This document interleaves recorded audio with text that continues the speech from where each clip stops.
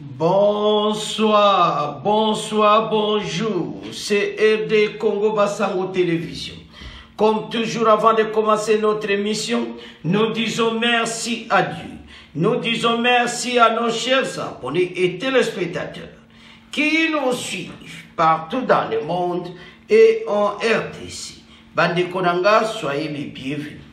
À la une, chers téléspectateurs, on va commencer cette émission Bandeko avec député européen Botenga Bandeko où a dévoilé 2 poids 2 mesures il y a une européenne sur Makambouzo le Kala Est parce que baza sima Rwanda Bandeko za somo et puis la deuxième partie les 2 Rwandais Bandeko bakangi baonda Lubumbashi sangwe panzani partout parce que ba Rwandais oyo baye ko s'enrouler na ba élection na biso.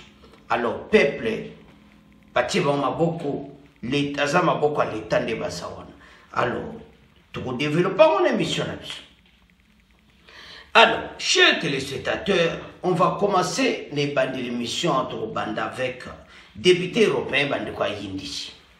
Le député européen Marc Botenga s'est insurgé contre la politique des 2 poids 2 mesures de l'Union européenne face à l'agression de la République démocratique du Congo par le Rwanda à travers le mouvement terroriste du M23.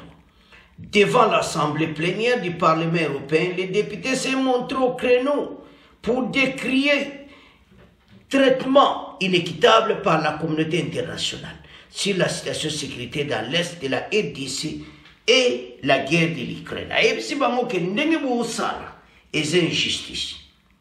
Donc pour na bino Congolais na valerte kaka ba Ukrainien pour bazamindeli. Bano baza passe. La vie d'un Congolais, chers collègues, vaut-elle moins que la vie d'un Ukrainien? Vie à Congolais et ça m'a trop bino bo tala kaba Ukrainien. Bani ko to féliciter hier on balami balazolo pour la situation na biso. Alors s'est interrogé tout en complet à flatter la RDC agressée par de belles paroles. Quand la Russie a envoyé l'Ukraine, l'Union européenne, les États-Unis d'Amérique se sont mobilisés. L'Ukraine reçoit des armes, des chars bientôt, des avions de chasse sans doute, et la Russie est gravement sanctionnée. Avec comme objectif l'effondrement total de l'économie russe.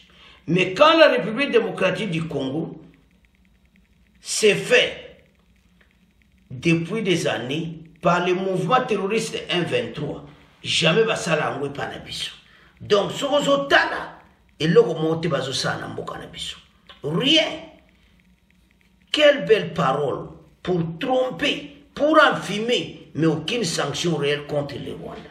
À lui, il faut appeler ça Rwanda sanction. Et puis, vous allez le remonter. Mais, vous avez écouté Rwanda. Alors, Kichanga, Bambo, Ruchuru, Atangi, Bamboka, Nyonso.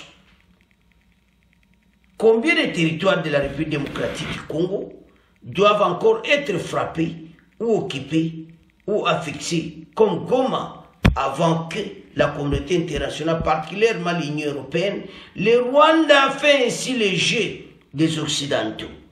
En facilitant le pillage des minerais dans l'Est, il justifie son discours par le renforcement de la coopération militaire Europe-Unie-Rwanda. Coopération militaire entre l'Europe et le Rwanda et le Salam.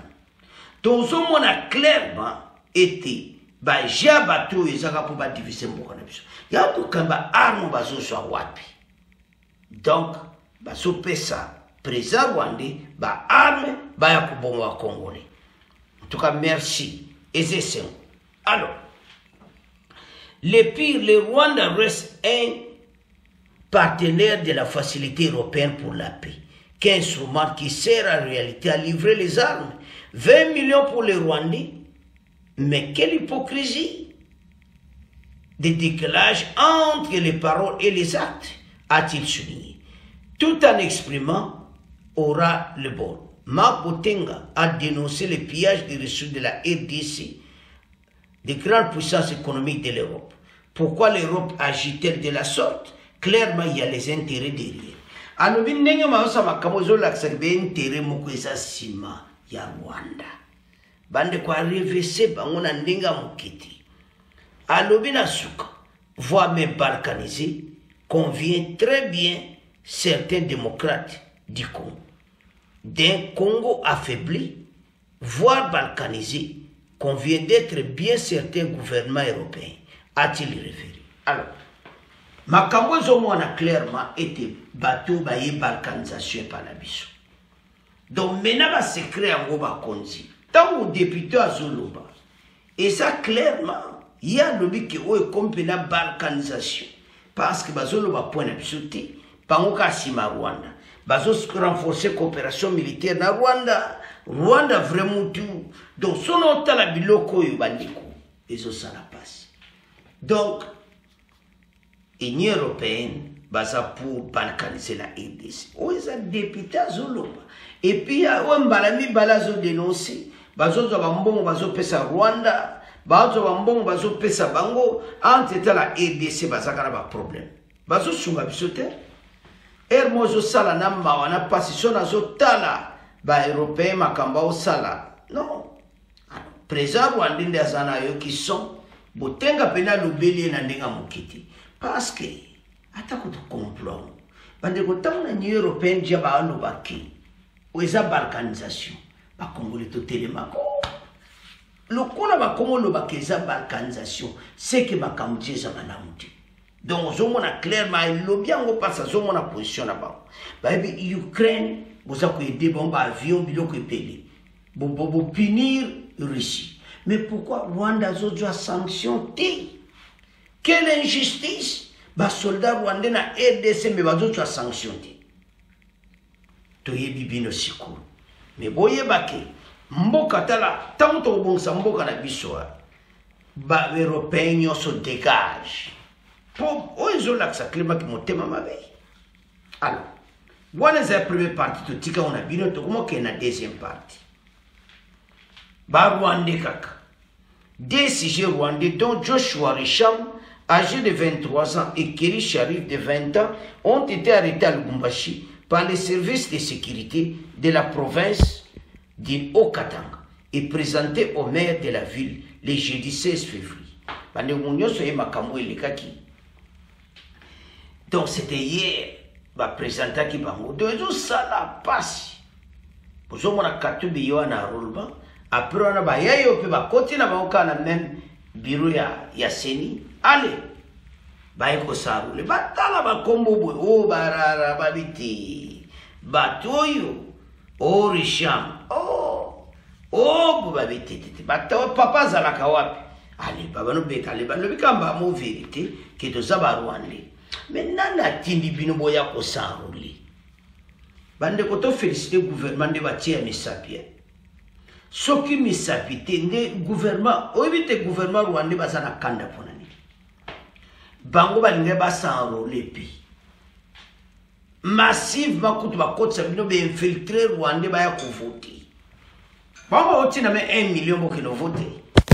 Alors, tant que la biloko wana heureusement Denis Kadima, félicitations pour moi. Je suis celle qui a carte zati. Tiens, Moussa, les batiaka qui les ayuti. Donc, batuta boya na vote. Na carte na ochana Moussa, tu en avons voté. Talma kamwe ko bima ya osaganati.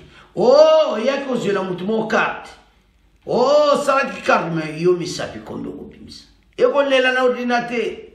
Donc, le système basali ya biométrique. Et ça qui toko. C'est tout ma vraie carte d'identité tant qu'on bima. Tabande ko bateau ba ko kanga ba ngibeli. Ta sikour. Au moins que élection il y a 2018 to ba Rwanda ba vota kebele. Tolo bati. Yango Rwanda yona mboka na biso le kamuni. Tina be élection. Bande ko l'air mezo lekela nga sona tali président rwandais. Bon, tout ce que comprendre. Ça biso ba ko vivre. Baza ba situation difficile. Bazo souffrir na ndenga mukete. Bazo zanga oya kusakana te na mboka na bango. Donc il souffre totalement. Sono tala biloko yo ezo salama. Ya ono yebisa bandi ko to telema pona mboka. Pays oyo za pays ya kusakana te.